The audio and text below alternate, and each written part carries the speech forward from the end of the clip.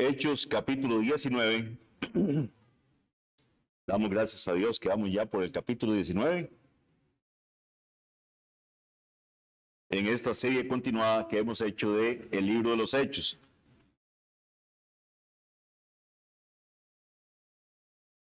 Hechos 19, del 1 al 10. He titulado el sermón de esta tarde, ¿recibisteis el Espíritu Santo cuando creísteis? Es una pregunta. Y los que hicieron la tarea de leer el pasaje, ¿verdad? Que les mandé por WhatsApp, van a entender por qué de esta pregunta. ¿Recibisteis el Espíritu Santo cuando creísteis? Hechos 19, del 1 al 10. Vamos a leerlo y van a mantener el pasaje ahí con ustedes para que lo vayamos comentando conforme vamos hablando. Dice así la palabra del Señor. Aconteció que entre tanto que Apolos estaba en Corinto, Pablo, después de recorrer las regiones superiores, vino a Éfeso. Y hallando a ciertos discípulos les dijo, ¿recibisteis el Espíritu Santo cuando creísteis? Y ellos le dijeron, ni siquiera hemos oído si hay Espíritu Santo. Entonces dijo, ¿en qué pues fuisteis bautizados? Ellos dijeron, en el bautismo de Juan. Dijo Pablo, Juan bautizó con bautismo de arrepentimiento, diciendo al pueblo que creyesen en aquel que vendría después de él, esto es, en Jesús el Cristo. Cuando oyeron esto, fueron bautizados en el nombre del Señor Jesús. Y habiéndoles impuesto Pablo las manos, vino sobre ellos el Espíritu Santo, y hablaban en lenguas y profetizaban. Eran por todos unos 12 hombres, y entrando Pablo en la sinagoga, habló con denuedo por espacio de 3 meses, discutiendo y persuadiendo acerca del reino de Dios. Pero endureciéndose algunos y no creyendo, maldiciendo el camino delante de la multitud, se apartó Pablo de ellos y se separó de los discípulos, discutiendo cada día en la escuela de uno llamado Tirano. Así continuó por espacio de 2 años, de manera que todos los que habitan en Asia, judíos y griegos, oyeron la palabra del Señor Jesús. Que el Señor bendiga su palabra. Recuerden lo que estudiamos la semana pasada, ¿verdad? Espero que tengamos, ¿verdad? Bien guardaditos, ¿verdad? Esas exposiciones. Recordemos que el apóstol Pablo había salido de Corinto y él hizo una escala en Éfeso. Recuerden que él había ido a la sinagoga, que discutió con ellos un tiempo, y recuerden también que ellos le habían pedido a Pablo que se quedara con ellos. ¿Se acuerdan? Que Pablo les dice no, ¿verdad? Que él tiene que irse, que va para Jerusalén, pero que si Dios quiere, él va a regresar. Le dice a los efesios, pues esta es la parte donde Dios sí quiso. Pero Pablo regresa a Éfeso. Entonces, esto es lo que vamos a estar viendo hoy. Básicamente sería el establecimiento de la iglesia en Éfeso, y esto fue porque al Señor así le plació. El texto registra, como les digo, el establecimiento de la iglesia en Éfeso. Esta era una ciudad de unos 200,000 habitantes, conocida como un centro de artes mágicas, ¿verdad?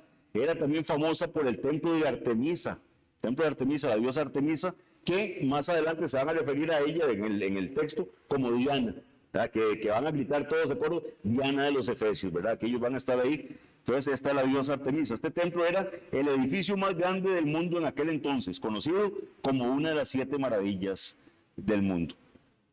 Dios le abrió esta puerta a Pablo en esta fortaleza de Satanás, ¿verdad? Donde está este templo, esta diosa.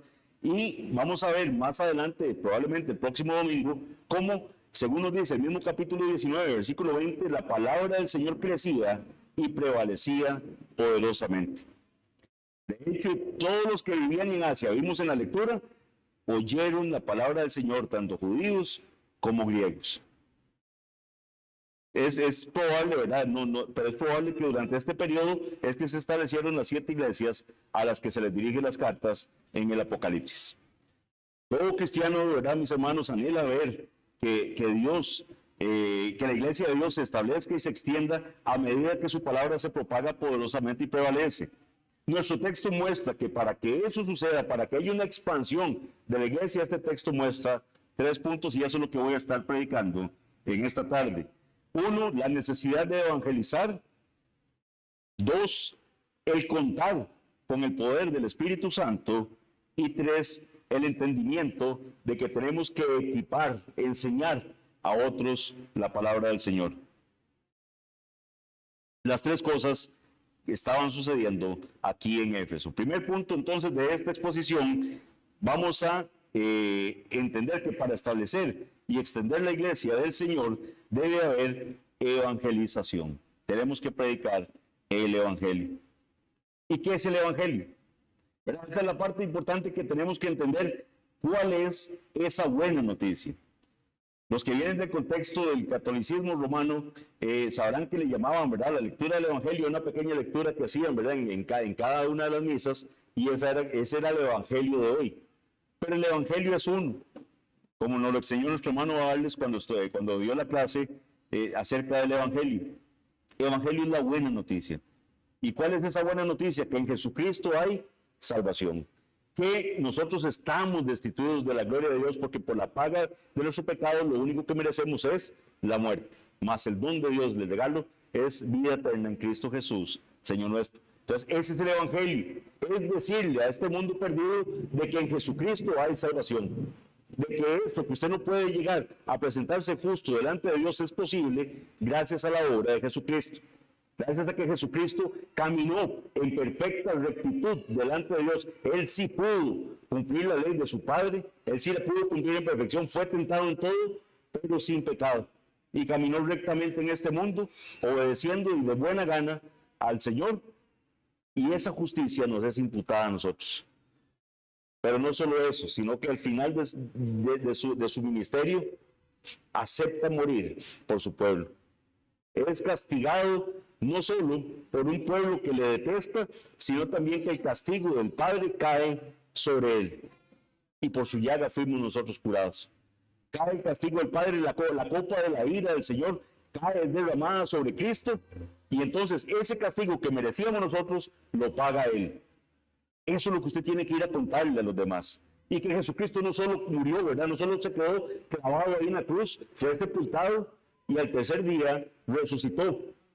Y luego de esa resurrección fue visto por muchos testigos, por muchos de los que estamos viendo aquí en el libro de los Hechos, que estaban predicando, que ellos lo vieron y predicaban de las maravillas de lo que hizo. Y están cumpliendo la encomienda que él hizo de ir a predicar a todas las naciones. Asciende al cielo, está sentado a la diestra del Padre, esperando a que Dios ponga a sus enemigos por estrado de sus pies, y prometió que vendrá a llevar también a su pueblo y a poner ya fin a todas las cosas. El Evangelio. La iglesia tiene que predicar el Evangelio. Pero muchos han visto como un mensaje anticuado, como algo que no es, ¿verdad? ¿Qué hacemos? La gente no lo va a entender. Este mensaje usted lo va a entender cuando el Señor cambie su corazón. Porque entender eso para usted va a ser una locura. La locura de la cruz. Cumpliendo su promesa anterior de regresar a Éfeso, si Dios quería, ¿verdad? Eso fue lo que llama la atención. Pablo le dice, si Dios quiere, yo voy a volver. Y Dios quiso, y Él volvió. Eso lo vimos la semana pasada, en el versículo 21 del capítulo 18. Pablo regresa aproximadamente un año después de que él dice que si Dios quiere, regresaría. Después de que Apolos partiera hacia Corinto. Él encuentra a 12 hombres a quienes Lucas los describe como discípulos. Vean lo que dice el versículo 19:1. Aconteció que entre tanto que Apolos estaba en Corinto, Pablo, después de recorrer las regiones superiores, vino a Éfeso y hallando a ciertos discípulos, les dijo, vean que les llama discípulos, a estos 12 hombres, les llama discípulos. Y nos dice en el versículo 2 que ellos habían creído. Dice, hallando a ciertos discípulos, les dijo, recibisteis el Espíritu Santo cuando creísteis.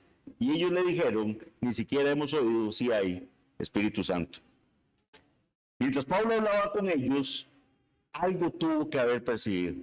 Y esa es la explicación que dan muchos de los comentaristas. Algo detecta Pablo que no le está calzando con lo que hubiera respondido un discípulo. ¿Por qué Pablo le pregunta, ¿recibisteis el Espíritu Santo cuando creísteis? Finalmente, solo se nos da un breve resumen. Pablo pregunta, ¿recibieron el Espíritu Santo cuando creyeron? Los hombres respondieron que ni siquiera habían oído hablar de la existencia del Espíritu Santo.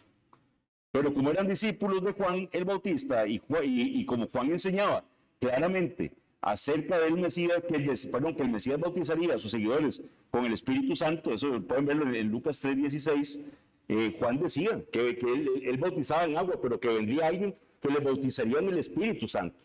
O sea, Juan sí predicaba acerca del Espíritu Santo.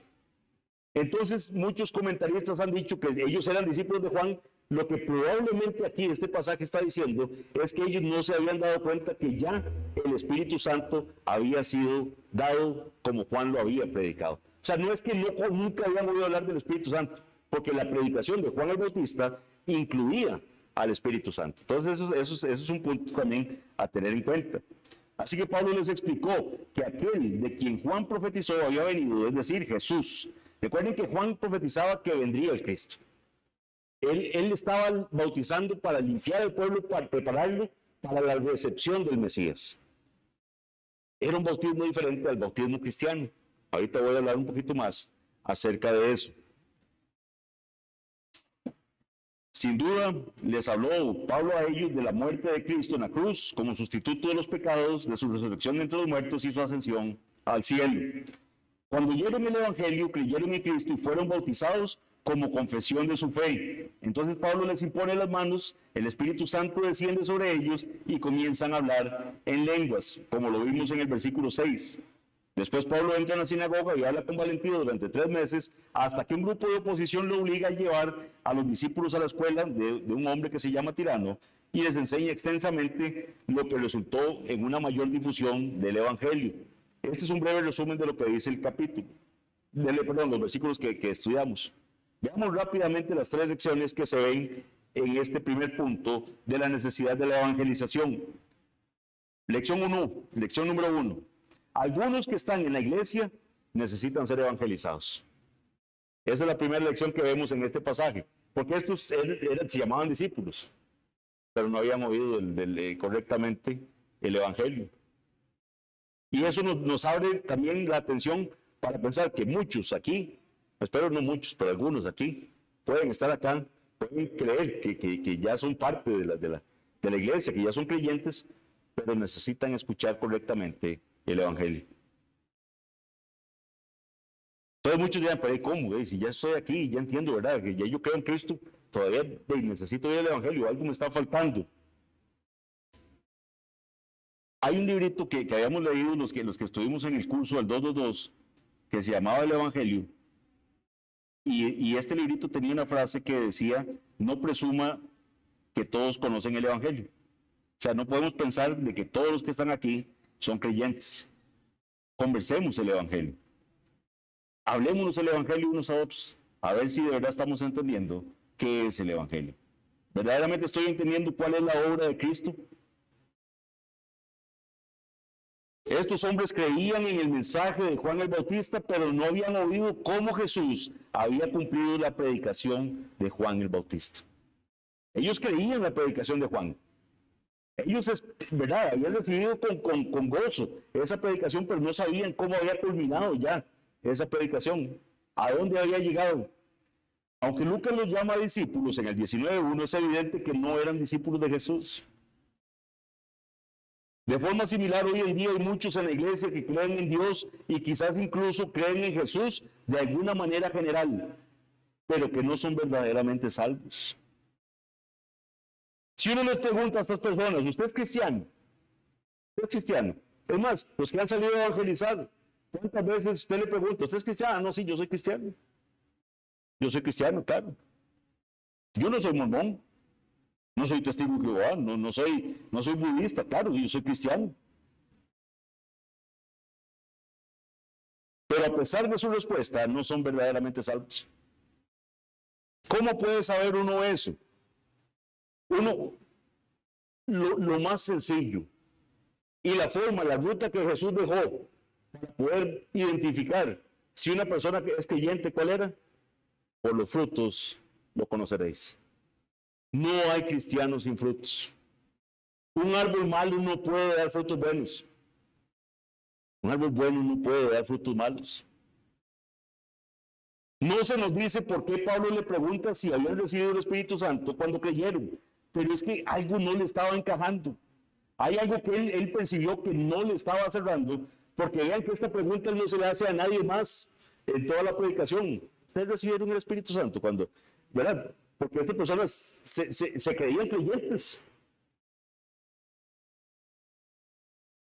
Quizás no comprendían la verdad espiritual mientras él les explicaba.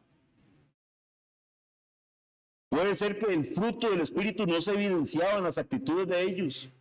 Fruto del Espíritu: amor, gozo, paz, paciencia, benignidad, bondad, fe, mansedumbre, templanza. Todo eso debería evidenciarse en nosotros como creyentes. No a la perfección. El Señor nos sigue perfeccionando. Recuerden que todo esto es en las fuerzas del Señor, mis hermanos. No es que yo hoy decido que hoy voy a tener más fe. Voy a tener más dominio propio. Mis hermanos, en sus fuerzas usted no lo va a lograr. La predicación que nos expuso el hermano Joan la semana pasada acerca de la oración. ¿Cuántos detectamos nuestros errores en las oraciones, en esa predicación, mis hermanos? Solo en las fuerzas del Señor vamos a poder lograr orar correctamente. Espero que nuestra actitud haya sido: Señor, como los discípulos, enséñame a orar. Enséñame a orar, ayúdame. No es en nuestras fuerzas. Algo percibió Pablo para tener que hacer esa pregunta. Pablo percibió algo que lo llevó a plantear esa pregunta diagnóstica. Es como una pregunta diagnóstica para determinar el verdadero estado espiritual de estos hombres. ¿Recibieron el Espíritu Santo cuando creyeron? ¿Ustedes recibieron el Espíritu Santo cuando creyeron? De la forma en que Priscila y Aquila enseñaron a Apolos, ¿se acuerdan? Que ellos escuchan a Apolos predicar vigorosamente acerca de Cristo, pero tenían las fallitas. Ellos llaman a Apolos y le empiezan a explicar más claramente cómo es que debe exponer la palabra del Señor. De esa misma forma en que Priscila y Aquila enseñaron a Apolos acerca del Evangelio de Cristo y lo animaron, así Pablo guió a esos seguidores de Juan a un conocimiento salvífico de Jesús. De esta manera, Pablo confirmó las palabras que el mismo Juan el Bautista pronunció. Pablo lo sacó de ese entendimiento que tenían de la predicación de Juan el Bautista, y se cumple lo que el mismo Juan el Bautista decía. ¿Qué decía Juan el Bautista? Él lo dijo en Juan 3:30: es necesario que él crezca y que yo mengue. Juan el Bautista entendía perfectamente lo transitorio de su mensaje. Juan entendió cuál era su misión, era mensaje. Juan entendió cuál era su misión, era preparar el camino de Cristo. Y él entendía que ya él tenía que mermar y Cristo tenía que crecer. Y eso fue lo que pasó en las vidas de estos hombres. Ya lo que conocían del bautismo de Juan, ya está bien, gloria a Dios por lo que conocían, pero ahora tenían que mirar a Cristo. Segundo punto que aprendemos en la necesidad de evangelizar: cuando el evangelio se proclama correctamente, tiene que haber división. Tiene que haber división. No puede haber un evangelio que complazca a todo el mundo. Pablo duró 3 meses, dice el pasaje. Vean lo que dice. Vamos nuevamente a nuestro texto.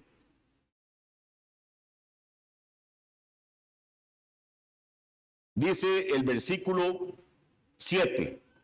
Eran por todos unos 12 hombres, estos que acaba de hablar Pablo. Y entrando Pablo en la sinagoga, habló con denuedo por espacio de 3 meses, discutiendo y persuadiendo acerca del reino de Dios. Pero endureciéndose algunos y no creyendo, maldiciendo el camino delante de la multitud, se apartó de ellos y separó a los discípulos, discutiendo cada día en la escuela de uno llamado Tirano. Vienen unos y rechazan, él aparta a los que son los discípulos y se va a enseñar en una escuela de uno que se llama Tirano. Pablo duró 3 meses en la sinagoga antes de que la oposición lo obligara a salir. Él estaba discutiendo y persuadiendo acerca del reino de Dios. Pablo no solo predicó, sino que también respondió a sus preguntas y a sus desafíos. Nos lleva a las Escrituras. ¿Para qué? Recuerden que era lo que hacía Pablo. Les mostraba que el Mesías tenía que sufrir. Porque eso era lo primero que tenían que entender los judíos. Quitarse la idea del Mesías, ¿verdad? El guerrero ¿verdad? Que esperar, no, el Mesías, según el Antiguo Testamento, tenía que sufrir. Y que ese Mesías que se hablaba ahí, ese hijo de David, es Jesús. Esa era la enseñanza de Pablo, demostrando con las Escrituras eso. Siempre que se deja claro que la bondad y las obras humanas no tienen mérito para la salvación y que Jesucristo es el legítimo Rey y Señor de todo, algunos van a responder con fe. El Señor va a salvar a algunos, pero otros se van a endurecer y van a desobedecer y van a hablar mal del camino, como dice ahí, el camino del Señor. Van a blasfemar del camino del Señor. A menudo quienes más se oponen son religiosos. Vean que aquí tenemos a judíos que están en la sinagoga oponiéndose. Se enorgullecen de su religión.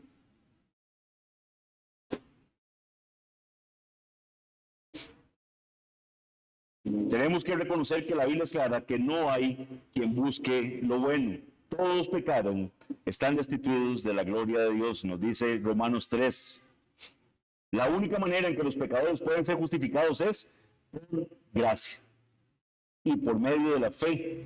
Y esto no de nosotros, es un don de Dios, no por obras para que nadie se gloríe. Pero vean que tiene que haber algo. O sea, una iglesia, alguien decía, no me acuerdo ahorita quién, pero alguien decía que en una predicación la gente tiene que salir o bendecida, ¿verdad? Feliz, o brava, enojada. Tiene que salir furiosa, ¿verdad? Rechinando los dientes. Pero no podemos tener una predicación complaciente, que todo el mundo, ¿verdad? Le gustó. El evangelio no es complaciente. Este mensaje divide a las personas.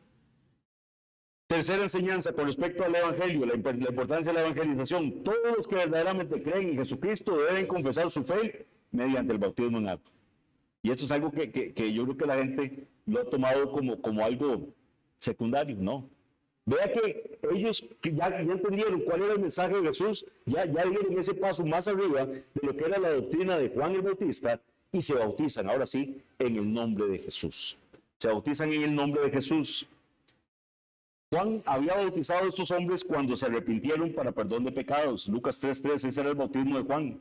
Pero en ningún otro hay salvación sino en el nombre de Jesús, como lo vimos cuando estudiamos Hechos 4:12. Los santos del Antiguo Testamento, ¿cómo se salvaban? Ellos esperaban al Mesías prometido. Ellos veían al futuro, ¿verdad? Que el Señor cumpliría esa promesa de mandar a ese Mesías que vendría. Simeón, ¿verdad? Cuando él se goza de que el Señor no le va a permitir partir de este mundo sin que antes vea la llegada del Mesías, ahora él dice, ya despides a tu siervo en paz. Ya despides. Cuando él tiene al bebé en sus brazos, él entiende que se cumple la promesa de que ese Mesías que él esperaba, esa consolación de Israel que él esperaba, había venido ahí ya. Era en Cristo y siempre ha sido en Cristo la salvación. Nunca ha sido de que se salvaban con los sacrificios de los corderos, no. Siempre es en Cristo. Siempre esperando esa promesa de la simiente de la mujer que aplastaría la cabeza de la serpiente.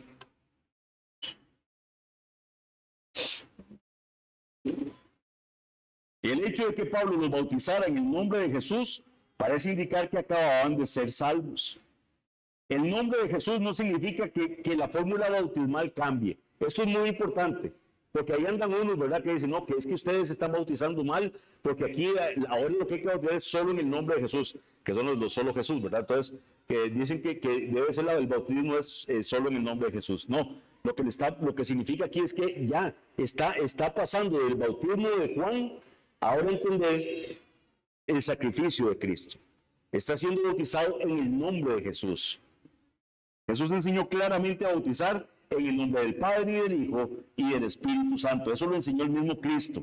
Mateo 28, 19 y 20 dice, por tanto, id y haced discípulos a las naciones, bautizándolos en el nombre del Padre y del Hijo y del Espíritu Santo, enseñándoles que guarden todas las cosas que os he mandado, y he aquí yo estoy con vosotros todos los días hasta el fin del mundo.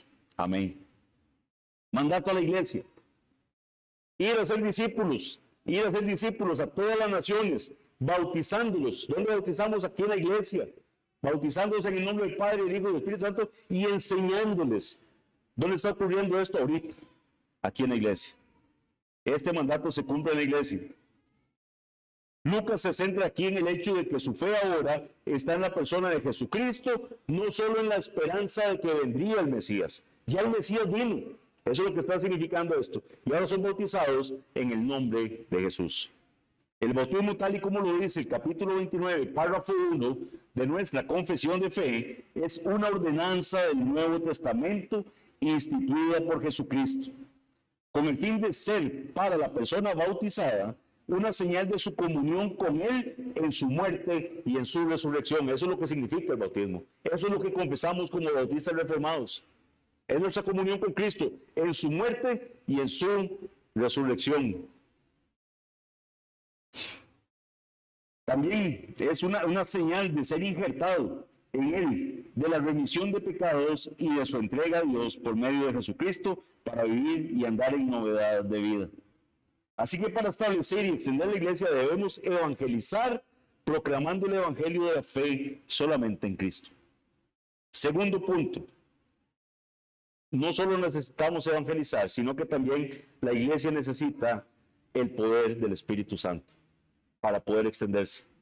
Necesitamos evangelizar, pero necesitamos el poder del Espíritu Santo para hacerlo. Después de que estos hombres creyeron y fueron bautizados, Pablo les impone las manos y el Espíritu Santo desciende sobre ellos, lo que les permitió hablar en lenguas y profetizar. Ya habíamos dado una exposición extensa, ¿verdad?, acerca del hablar en lenguas y acerca de la profecía, cuando hablamos del cesacionismo. Los invito a que vuelvan a buscar esos videos y repasen lo que expuse en ese momento. Sin embargo, voy a hacer unas breves menciones para que recordemos este tema. Este tema, específicamente digamos, ha generado mucha discusión en el cristianismo moderno, principalmente con nuestros hermanos que están dentro del pentecostalismo, ya que ellos argumentan que no todos los creyentes reciben el Espíritu Santo en el momento de la salvación, porque ellos dicen que esos son llamados discípulos y que es hasta después que reciben el bautismo del Espíritu Santo. Afirman que debemos buscar una segunda obra de gracia, llaman ellos, ¿verdad?, la segunda obra de gracia, en la que somos bautizados por el Espíritu y necesariamente debemos hablar en lenguas. Hacen que hablar en lenguas sea la señal de que una persona ha recibido o no el Espíritu Santo. Entonces, hago una pequeña subdivisión en esto y voy a hablar tres cositas pequeñas con respecto a esta afirmación sobre el Espíritu Santo. Primero, todos los que verdaderamente hemos creído, hemos recibido el Espíritu Santo. O sea, no hay creyentes que no tengan el Espíritu Santo. ¿Cómo sabemos esto? Vean lo que dice Romanos 8:9. Mas vosotros no vivís según la carne, sino según el Espíritu, si es que el Espíritu de Dios mora en vosotros. Y si alguno no tiene el Espíritu de Cristo, no es de Él. Así de categórico. Si alguno no tiene el Espíritu de Cristo, no es de Él. O sea, no existe el casi cristiano, ¿verdad? O sea, es que yo soy casi cristiano, sí. Eso lo dejaría uno, ¿verdad? Como aquel que dijo, por poco me persuades, ¿verdad? No existe el casi cristiano. Si alguno no tiene el Espíritu de Cristo, no es de Él. Incluso los corintios, a los que Pablo les dijo que ellos eran como carnales, que se estaban comportando como carnales, él les dijo que tenían el Espíritu Santo morando en ellos. Eso está en 1 Corintios 6, 19. No tenemos tiempo de verlo. Pablo les dijo que el Espíritu Santo los había bautizado a todos en el cuerpo de Cristo y que a todos se les dio a beber del mismo Espíritu. Esto se lo dice en 1 Corintios 12, 13. Más tarde Pablo escribe a los Efesios. Le dice a los Efesios lo siguiente, en Efesios 1, del 13 al 14. Él les dice, en Él también vosotros, habiendo oído la palabra de verdad, el evangelio de vuestra salvación, y habiendo creído en Él, fuisteis sellados con el Espíritu Santo de la promesa. Quienes escuchan el evangelio, a quienes el Señor les da oídos para oír, quienes escuchan el evangelio y creen, son sellados con el Espíritu Santo de la promesa. Dice que es las arras, esa es la señal de trato. Eso es como cuando usted da y tiene una opción de compra y da la señal de trato. la señal de trato que el Señor nos da de que somos creyentes y de que un día Él nos va a perfeccionar hasta llegar a la glorificación es que el Espíritu Santo mora en nosotros. Vean qué clase de señal de trato. Las arras, dice, de nuestra herencia hasta la redención de la posesión adquirida para la alabanza de su gloria. Si una persona no tiene el Espíritu morando en ella, no es salva, no es creyente. Todo creyente es sellado con el Espíritu Santo de la promesa. Entonces no puede estar esta segunda bendición, esta segunda gracia de la recepción posterior del Espíritu Santo. Segundo punto en cuanto a esto, hablar en lenguas y profetizar no son las señales normativas de recibir al Espíritu Santo. O sea, el hecho que yo diga, no, es que si usted no ha hablado en lenguas o usted no ha profetizado, usted no puede decirme que ya recibió el Espíritu Santo. Hechos describe el derramamiento, o digamos el bautismo del Espíritu Santo prometido por Jesús justo antes de su ascensión. Esto lo dice en Hechos 1:5. La recepción inicial del Espíritu Santo ocurre con 4 grupos. Los que están apuntando a alguien, ven qué interesante esto que nos dice acá.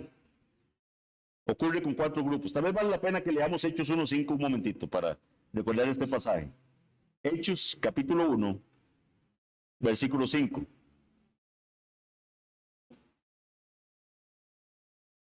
Porque Juan ciertamente bautizó con agua, mas vosotros seréis bautizados con el Espíritu Santo dentro de no muchos días. El Señor les dice eso. ¿Verdad? El Señor resucitado viene y les dice que ellos van a ser bautizados con el Espíritu Santo. Entonces, la recepción inicial del Espíritu Santo ocurre con 4 grupos. Cuando se han dado estas manifestaciones, digámoslo así. Primero, se da con los judíos. Ellos creen en Cristo, reciben el Espíritu Santo el día de Pentecostés, eso lo vimos en el capítulo 2, y versículo 2 del 1 al 4 y versículo 33. Luego en Hechos 8 vamos a tener otro grupo de personas que reciben el Espíritu también, que son los samaritanos. Eso lo vimos cuando hablamos en Hechos capítulo 8. Ellos creen en el Evangelio, pero no reciben el Espíritu hasta que Pedro y Juan vinieron, oraron por ellos y les impusieron las manos. Hechos 8, 14 al 17.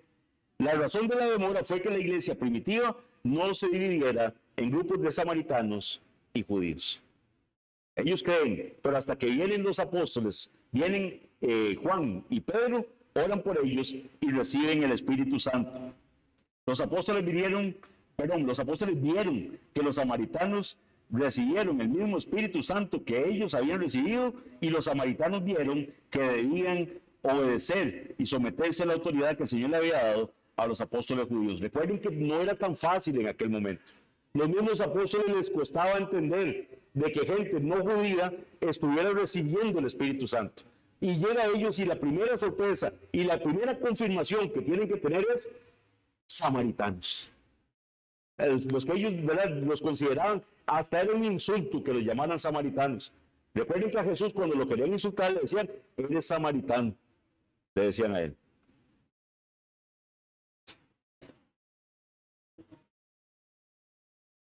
En Hechos 10, Pedro predica el Evangelio a los gentiles. Ya no tenemos, es que recuerden que los samaritanos son una mezcla, ¿verdad? Son judíos que se mezclaron con otras poblaciones, no podían tener certeza de su origen, digamos, de dónde venían, y por eso eran considerados como menos que los judíos. Pero ahora tenemos otro grupo además, los gentiles. Claramente no son ni siquiera samaritanos, o sea, son gentiles. En Hechos 10, Pedro predica el Evangelio a los gentiles, quienes reciben el Espíritu Santo en el momento de la fe salvadora. Eso para gran sorpresa de Pedro. Pedro mismo no lo esperaba. Recuerden eso, en la casa de Cornelio. Aquí estos creyentes que vivían en Éfeso son el último grupo que nos menciona Pablo de que reciben el Espíritu Santo por la imposición de las manos y creen. Gente en Éfeso, que es de lo último de la tierra para ese momento histórico. Es de los lugares más lejanos que había en ese momento. Entonces vea que se predicaba en Judea, en Samaria y hasta lo último de la tierra. En cada caso un apóstol estuvo presente. En Hechos, recibir el Espíritu y hablar en lengua fueron experiencias grupales, siempre fueron de estos grupos. directamente relacionadas con la salvación. Con cada uno de estos grupos, excepto en Hechos 8, que en Hechos 8 no se da la manifestación del don de lenguas, la señal milagrosa de las lenguas demostró que Dios estaba dando a ese grupo el don del Espíritu Santo. Pero fue una señal transitoria, no normativa para todos los tiempos. 1 Corintios 12:30, Pablo pregunta retóricamente, y es una pregunta retórica porque Pablo lo dice así: ¿acaso todos hablan en lenguas? ¿Son todos maestros? La respuesta a estas preguntas era no, no todos hablan en lenguas, no todos, ¿verdad? Entonces Pablo hace la pregunta, ¿hablan todos en lenguas? Vean lo que dice, vamos ahí a 1 Corintios 12:30 para que vean la pregunta de Pablo, cómo él la hace. 1 Corintios 12:30.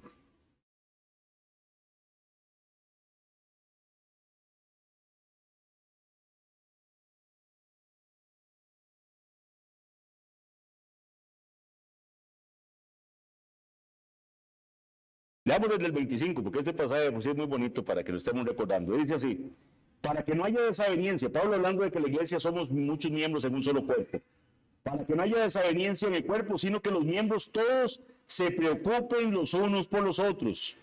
De manera que si un miembro padece, todos los miembros se duelen con él.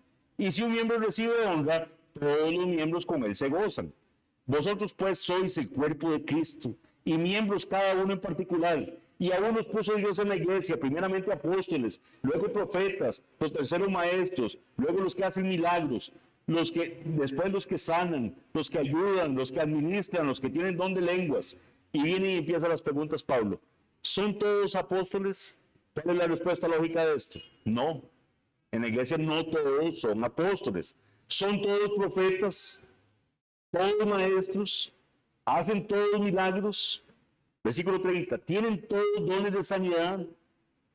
¿Hablan todas lenguas? Ven, todos están en el mismo orden de que usted tiene que contestar. No, no todos los miembros de la iglesia hablan en lengua. No, no todos tienen dones de sanidad. No todos interpretan. Y ahí hace una invitación en 31, procurar pues los dones mejores, mas yo muestro un camino aún más excelente. Y es cuando en el capítulo 13 nos habla del amor. Pero las lenguas nunca han sido una confirmación de que la persona ha recibido el Espíritu Santo. Ese es un mal entendimiento de lo que está ocurriendo aquí en Hechos. ¿Dónde se nos relata que Lidia habló en lenguas? O el carcelero de Filipos y su familia, cuando el Señor les salvó. Recordemos que tanto en Hechos como en 1 Corintios, el don de lenguas era la capacidad milagrosa de hablar un idioma que el creyente no había aprendido previamente. No perdamos de vista eso. Claramente entendemos que cuando se da el momento en Pentecostés, cuando sucede esto, lo que están hablando son idiomas. ¿Por qué? Porque los judíos que han nacido en otras regiones, fuera de ahí, ellos dicen, ¿qué es esto que está pasando? Estos son galileos. Y los oímos hablar las maravillas de Dios en la lengua en la que hemos nacido.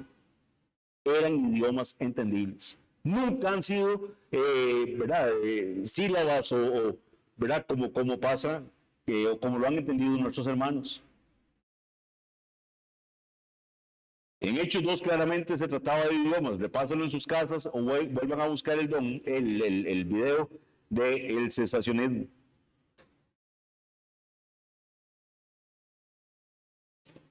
Tercer punto en cuanto a la importancia del poder del Espíritu Santo. Aquellos que han recibido el Espíritu mediante la fe en Cristo deben aprender a caminar con el poder del Espíritu. Entonces ya entendemos que todo creyente genuino es morada, o sea, el Espíritu Santo mora en nosotros. Somos morada del Espíritu Santo. Desde el momento de la conversión, andar en el poder del Espíritu no es un proceso automático. Eso es algo que nos va a llevar nuestro diario caminar en la vida cristiana. ¿Cómo entendemos eso? Porque si no, no tendría sentido lo que nos pide el Señor en Gálatas 5:16 de andar en el Espíritu. Que andemos en el Espíritu. Y también carecería de sentido de Efesios 5:18 cuando nos pide ser llenos del Espíritu Santo. Ese es un constante clamar al Señor crecer en santidad, crecer en conocimiento de su palabra, crecer en obediencia a Él. Tercer punto y final de la predicación. Para establecer y extender la iglesia debe haber equipamiento, debe haber adiestramiento de la palabra del Señor, debe haber enseñanza de la palabra del Señor. Cuando Pablo finalmente se topa con una fuerte oposición en la sinagoga, ¿qué es lo que hace? Él retira a los discípulos, ¿verdad? Los pone aparte, retira a los que sí son, ¿verdad? Los retira a los discípulos y discutía diariamente en la escuela de Tirano. Era como un seminarito ahí, ¿verdad? Tenía un lugar de enseñanza de la palabra del Señor. Pablo habría trabajado en su oficio por la mañana.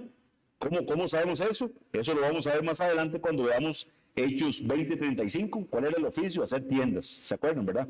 Hacer tiendas. Y eso ahí vamos a ver que él trabajaba en las mañanas en eso. Y luego enseñaba a sus alumnos en la escuela de Tirano. Los hombres que recibieron enseñanza, ¿qué pasó con esa enseñanza? Esos hombres salieron a abrir nuevas iglesias. Era una escuela de misioneros, era una escuela de hombres capacitándolos para ir a hacer la obra del Señor. Hombres como Epafras, por ejemplo, que se nos menciona. Epafras en Colosas. Abriendo ahí, búsquenlo en sus casas, en Colosenses 1:7, en el 4 del 12 al 13. Vamos a ver Epafras preocupado por la iglesia en Colosas, también por la iglesia en la Odisea, por la iglesia en Heriápolis.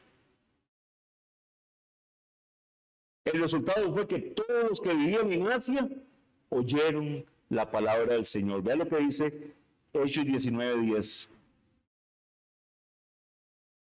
Versículo final del texto que tenemos. Leemos desde el 9. Pero endureciéndose algunos y no creyendo, maldiciendo el camino delante de la multitud, se apartó Pablo de ellos y separó a los discípulos, discutiendo cada día en la escuela de uno llamado Tirano.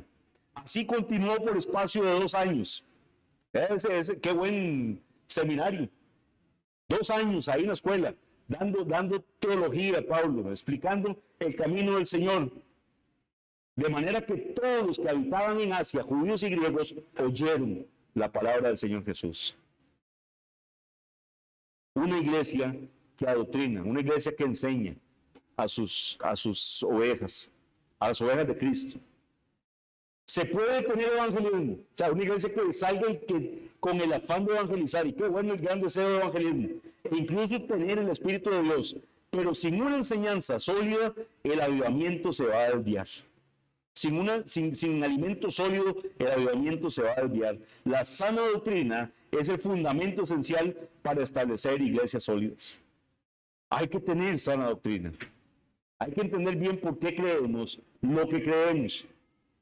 Cuando lleguemos al capítulo 20 vamos a ver a Pablo incluso advirtiendo a estos hombres de Éfeso, a quienes les había declarado el propósito de Dios, les había expuesto el consejo completo de la palabra del Señor. Él les advierte que de las mismas filas de ellos, algunos saldrían hablando cosas perversas, arrastrando tras ellos a los discípulos. O sea, que se cuidaran, porque de ellos mismos saldría gente que iba a arrastrar a otros. En sus últimas cartas a los pastores, a Timoteo y a Tito, Pablo enfatiza repetidamente la necesidad de la sana doctrina. Mis hermanos, si hay algo que muchos, y creo que por pereza, esa es mi lectura, lo rehuyen, es la enseñanza doctrinal en las iglesias. Muchos dicen la doctrina divide. Mejor no, mejor prediquemos ver algo más livianito. Las iglesias sólidas tienen que crecer en doctrina. Los hombres que el Señor llama a abrir iglesias, que son enviados por la iglesia a abrir iglesias en otros lugares, tienen que estar sólidamente alimentados para poder ir a predicar lo que han aprendido. ¿Cómo podemos aplicar este pequeño pasaje que hemos traído hoy a nuestra iglesia, aquí a la Iglesia Bautista Reformada de Alajuela? Yo me ponía a pensar ayer, qué bonito que pudiéramos cambiar ese versículo 10, vean lo que dice el versículo 10 que leímos. Dice, y así continuó por espacio de 2 años, de manera que todos los que habitaban en Asia, judíos y griegos, oyeron la palabra del Señor Jesús. Ya qué bonito que termina. Qué bonito que pudiéramos cambiarlo y decir, todos los que vivían en Alajuela oyeron la palabra del Señor. Porque estaba la iglesia ahí de Ibra, estaba predicando y todos los que estaban en Alajuela oyeron la palabra del Señor. Para que eso suceda, tenemos que comprometernos a predicar el Evangelio. Hermanos, quédense los días que hay predicación. Hoy hubo predicación, hoy no pude venir porque saben que estuve en las honras fúnebres de la abuelita de Angie Jack. Pero en los días que se anuncia que hay predicación, quédense, salga a predicar el Evangelio. Debemos comprometernos a predicar el Evangelio. Tenemos que confiar diariamente en el poder del Espíritu Santo, pero también tenemos que seguir capacitando a los santos para el ministerio. Otra aplicación a partir del pasaje que estudiamos hoy es el llamado a comprender de que muchos profesan conocer a Cristo, pero su vida diaria se caracteriza más por las obras de la carne. Podemos tener gente aquí que cree que es cristiana. Y eso, mis hermanos, es algo de lo más peligroso que hay, el autoengaño. El creer que soy cristiano y no lo soy. Ellos creían que eran discípulos, los de estos 12.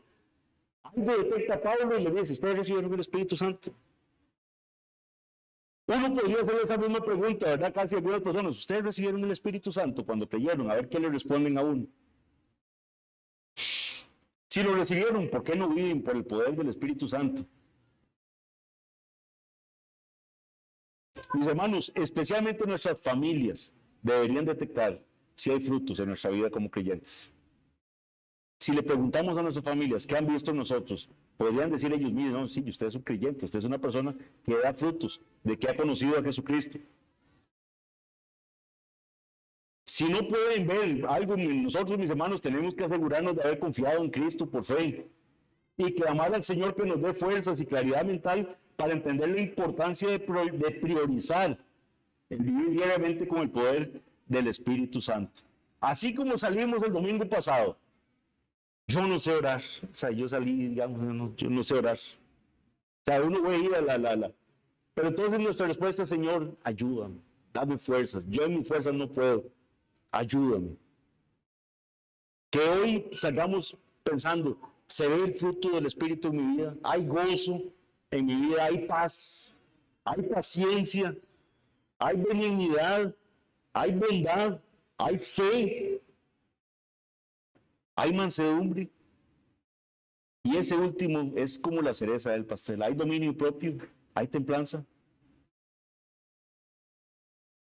Finalmente, algo muy doloroso es que en nuestros días muchas iglesias se deja de lado la doctrina. Se deja de lado la doctrina. ¿Para qué hablamos de cosas tan complejas? Hábleme del amor mejor. Hábleme de que yo soy el príncipe y la princesa del Señor. Y se exalta la experiencia y las emociones mucho más que la doctrina. ¿Qué siente usted? ¿Qué siente? ¿Qué sintió hoy en el culto? ¿Cómo salió? ¿Salió gozoso? Digamos, eso, mis hermanos, usted, aunque ese día usted venga sin gozo o algo, usted vino y se llenó de la palabra del Señor. No es el cómo se sienta. Vea que su corazón es engañoso, más que todos los males. Si la experiencia y las emociones no se basan en la sana doctrina, no son bíblicas. No son bíblicas. Y no nos van a sostener ni nos van a proteger de errores graves. Para establecer y extender la iglesia de modo que sea una fuerza vital en las generaciones futuras, en nuestros bebés que tenemos aquí, debemos dedicarnos a la enseñanza de la palabra del Señor. Que en esta iglesia y que desde este púlpito nunca se cierre la palabra del Señor para ser enseñada en su consejo completo. Vamos a orar. Padre bendito, gracias Señor, estos breves versículos que hemos leído, gracias, han sido de bendición en nuestra vida. Señor, ten misericordia de nosotros. Si aquí en la iglesia hay alguien que no ha entendido correctamente el Evangelio, Señor, que ha creído que es creyente, pero no entiende el Evangelio, no entiende que es solo en Jesucristo que hay salvación, ten misericordia de esta persona y al igual que la tuviste de estos hombres, que puedan entender que solo en Cristo hay salvación. Es en su obra, es en lo que hizo, caminando en esta tierra, y es en lo que hizo en la cruz del Calvario, y resucitando y ascendiendo, Padre, que tenemos salvación. Gracias por enviar a tu Hijo Jesucristo por pagar el precio para que tu pueblo sea salvo, siendo nosotros pecadores. Ten misericordia de nosotros, Señor, los que estamos caminando ya en tus caminos. Ayúdanos a crecer en conocimiento, ayúdanos a crecer en fe. Y Padre, que podamos con mucha alegría seguir anhelando y caminar en esta carrera que tenemos por delante, poniendo los ojos únicamente en Cristo. Gracias te damos, Señor, en el nombre de Jesús. Amén.